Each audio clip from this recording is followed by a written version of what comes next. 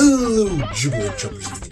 Let's talk 3D platformers. You know the kind. You run, you jump, you get yourself a star, and you yip-yaw wahoo your way out of the level.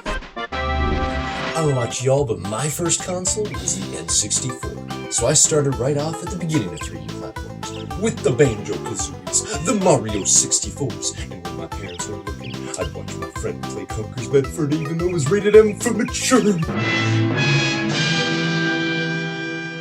But soon after the glorious 3D platformer days of the N64, we entered the Dark Ages. Rare was bought out by Microsoft, and Nintendo really only released a 3D Mario every once in a while on the N64 and GameCube, but then a dry spell. Nothing for years and years. But wait, you say Mario Odyssey came out, and I agree. But in the meantime, many other platformers jumped out of the way, as other developers were trying to capture that Mario magic. So today we're digging deep into other 3D platformers that try to take out our main man Mario and see how they stack up against him today. So what we're looking for are the 4 core pillars that make a good 3D sandbox platformer. Number 1, freedom of exploration. Yes, you should be able to go off in any direction in these worlds in these games and find something interesting and will help you go forward with progression. Number 2, tight controls. A must-have for any platformer. If anything feels sloppy or off with controls, the game just won't be fun to play. Simple as that. Number 3, unique world design. Even if the game has good controls, it doesn't mean much if the worlds fail to capture the player's interest. So we need worlds with unique theming, and worlds that allow you to pick your own paths to find all of its secrets. So we have a variety of ways to get around these massive worlds. Number 4, a variety of platforming challenges. As a famous game once said, what's a platforming game without platforms? But, as we all know, a game is not a good platformer with just simply platforms in a straight line. So we want a variety of variations and challenges and obstacles to keep a player on their toes. And with all that finally set up, we gotta introduce our gradient scale, which will be on a Wario and Waluigi scale from So I missed to Whatever. to Wonderful. and with that, let's go. Let's go.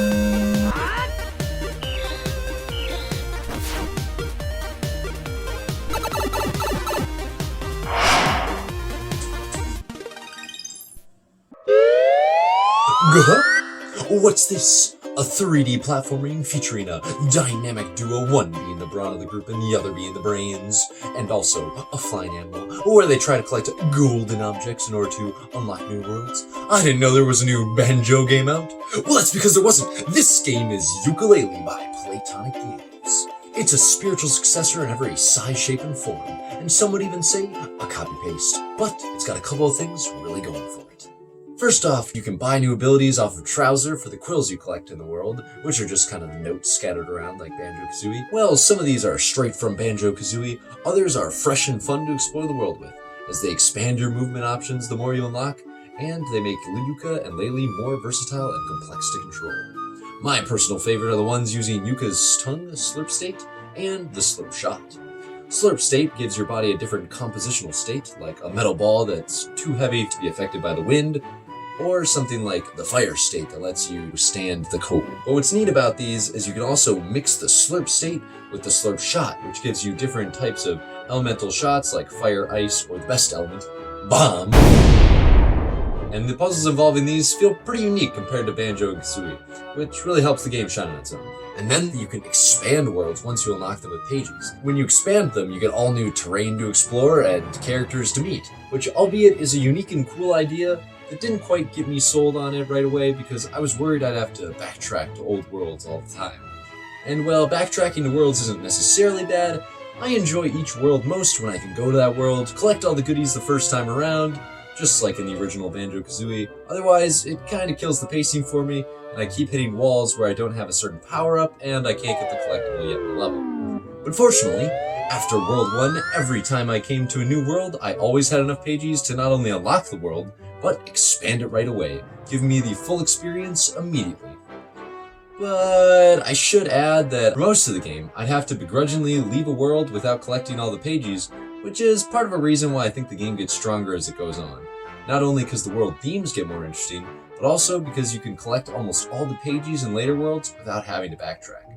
I mean, we go from the generic jungle world to a literal interstellar shootout, and it's no surprise that the last world is my favorite, with its strongest theme and more interesting space to explore. You get it? Because it's in space. But to be honest, and to the surprise of no one, in case you haven't heard, people don't tend to love Ukulele. And here are the biggest issues that I had with Ukulele. First, why are these worlds so big and beautiful, but not have any interesting characters in them?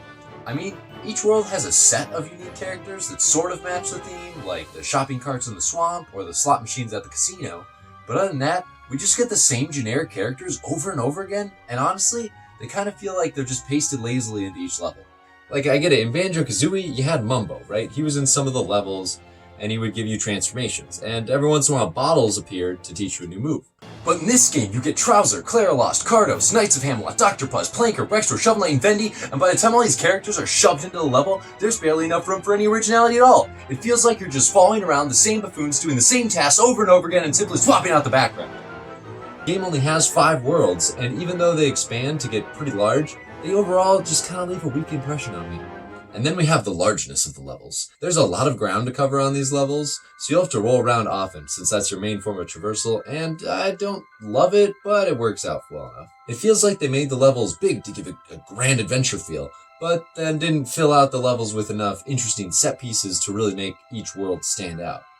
Also, what is it with this game and only giving out pages as side quest items for helping NPCs? I mean, in Banjo, you usually just find Jiggies after completing a complex platforming challenge that was built around the level. But almost all the pages here are locked behind tasks. I mean, you climbed a huge mountain in the jungle world, and they could have just given you a pagey for that feat, but instead you have to do this mundane minigame first, and then you get the pagey. And speaking of the minigames, some of these are just kind of unpolished.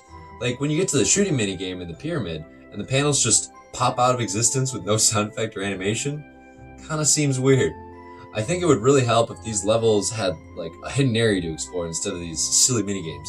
Like in Mario 64, right? You enter the pyramid, you find a whole level inside the pyramid. It's super cool, and there's a couple stars hidden within. But in Ukulele, when you enter the pyramid/temple, all you find is an unpolished minigame in a small chamber that gives you a pagey. Essentially, give me a more interesting environment to explore with the moveset you crafted, instead of making me do so many of these arbitrary tasks for NPCs.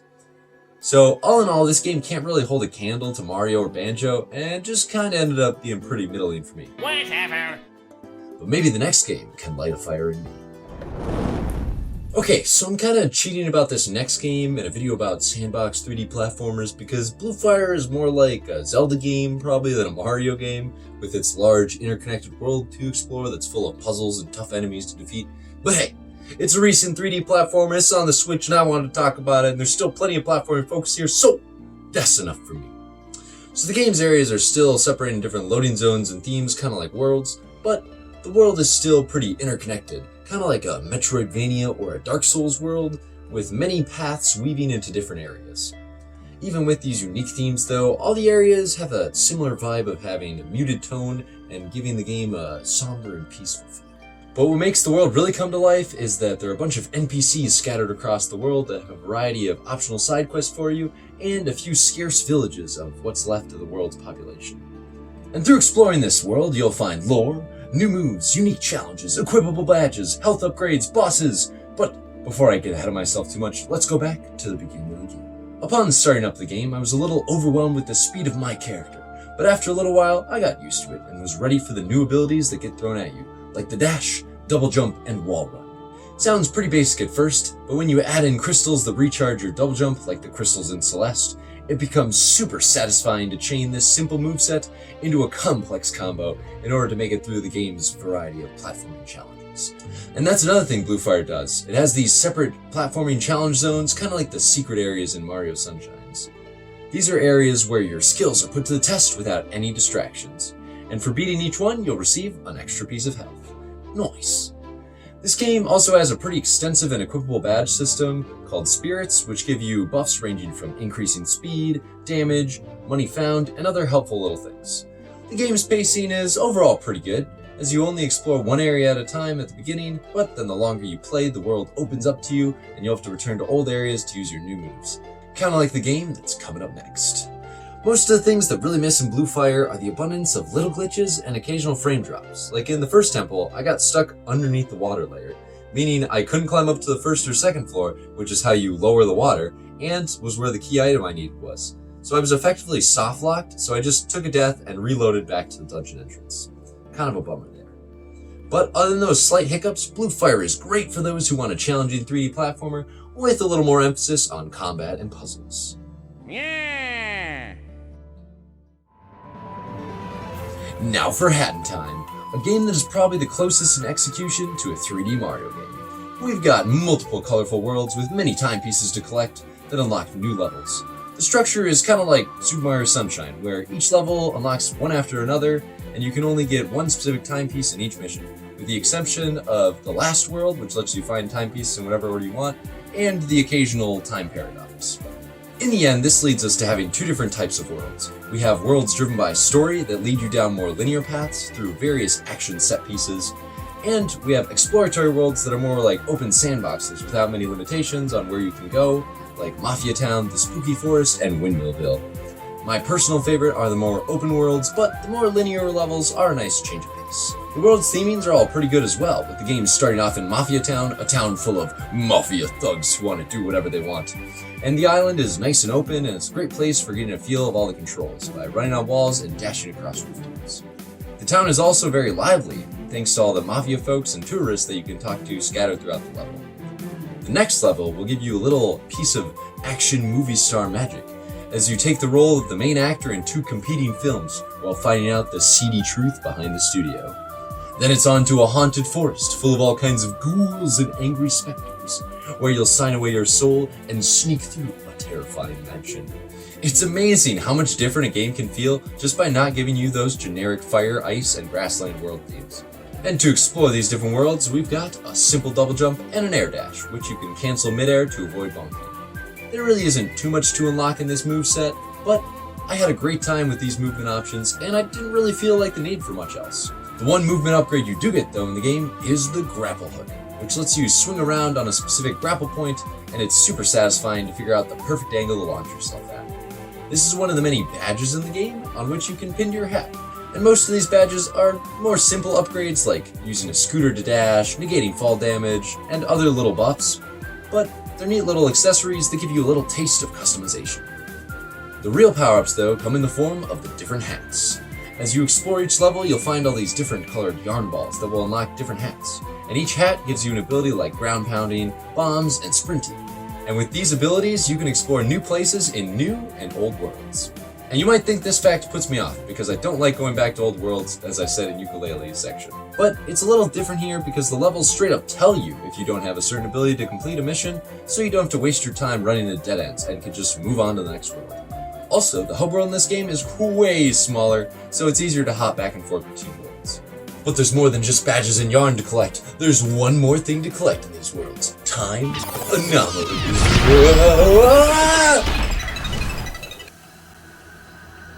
Okay, that was weird, but yeah, time anomalies are portals that will appear in the level, and once you find them, you can warp to a short but sweet platforming section, where you get to truly test your skills. Kind of like the separate areas in Sunshine and the separate areas in Bluefire for platforming. Or there's another version of them where you're warped to a collectible area where you'll have to find all these rift ponds in each explorable area. Kind of like having the different world types, both of these contrast nicely, although the rift pond can drag on a bit at sometimes. In the end though, both challenges reward you with a timepiece and are a fun little way of the game giving you a little more choice, since these time rifts can usually be accessed from any mission. So in my opinion, I think Hatton Time is your best bet for a Mario-esque game, albeit with a little shorter experience. Wonderful. So those were the 3D platformers I've been playing recently, and definitely check them out if any of them sound interesting. I'm just glad to know that whether Mario sticks around or not to be the king of 3D platformers, we've always got other developers that are up to the task of raising the stakes. But I still gotta wonder, Nintendo, Mario Odyssey 2 win